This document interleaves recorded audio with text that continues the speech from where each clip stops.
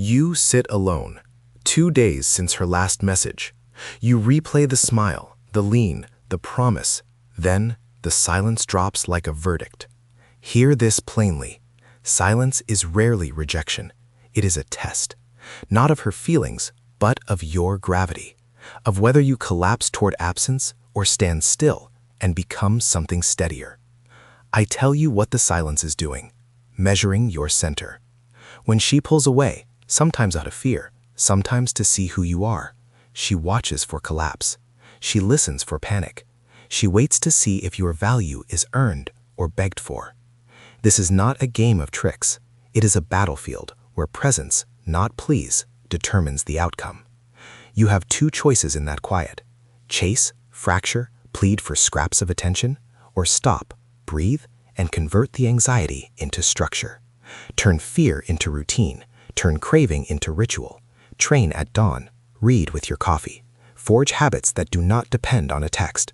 Build a life that is fuller in her absence than it ever was in her company. That is the law of presence. Be the wall, not the weather vane. When desire is tested, steadiness becomes attraction. When you stop proving yourself to her and start proving yourself to you, a new currency appears. Confidence that doesn't need validation. Stillness is not passive. It is disciplined. It is an act of emotional leadership. This is brutal, and it must be. If you want to be inevitable, you must accept that worth is forged, not begged. You will feel the pivot from collapse to command. You will walk through nights of solitude, lift in empty gyms, and return to the city with a quieter stride. And she will see you differently, not because you tricked her, but because you became unshakable. If this lands for you, make it public here. Comment, I rise, not chase. I build myself in the silence. Like this video as a sign of belonging. Subscribe to continue the journey. Support the channel. This is our collective mission to become men who lead with dignity, discipline, and unbreakable presence. You replay the last smile until it cracks. The silence stretches, 2 days, then 3. An accusation you hand yourself like a verdict. The omniscient truth laid bare. Silence is rarely the end. Silence is a measuring stick.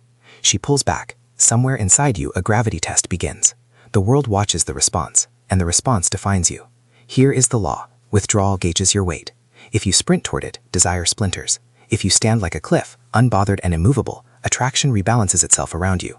This is not manipulation. It is authority. It is the difference between a man who dissolves and a man who forges. You are observed, not by her alone, but by your own standards. Every tremor, every frantic text writes a story about who you are. Choose the version that survives scrutiny. Picture the pivot. The apartment is quiet. You lace up shoes in gray light, not to escape, but to mark territory. Discipline.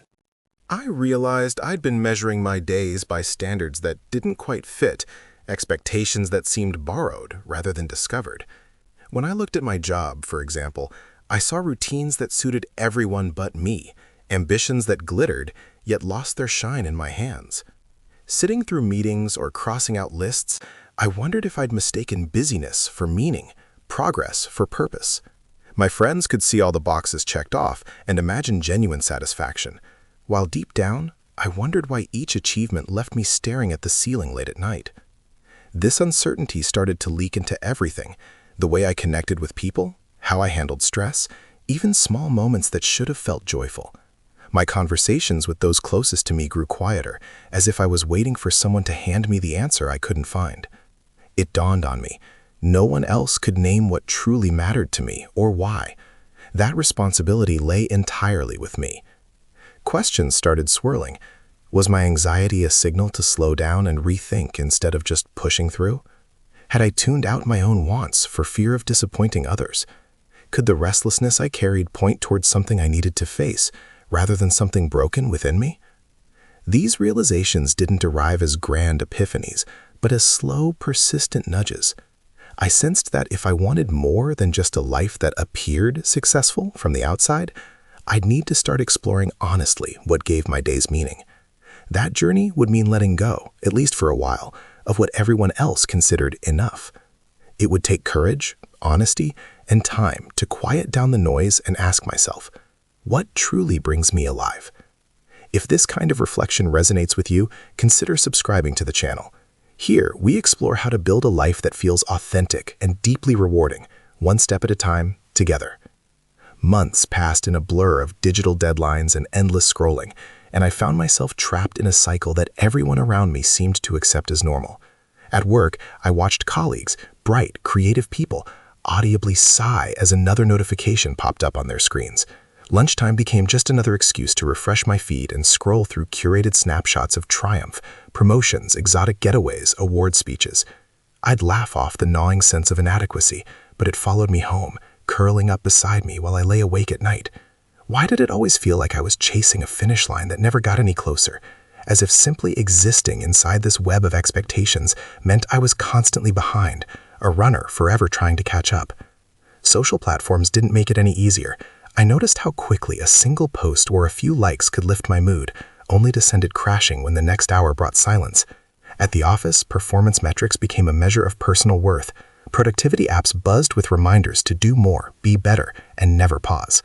Support this mission of collective strength, because becoming unshakable is not a solo act.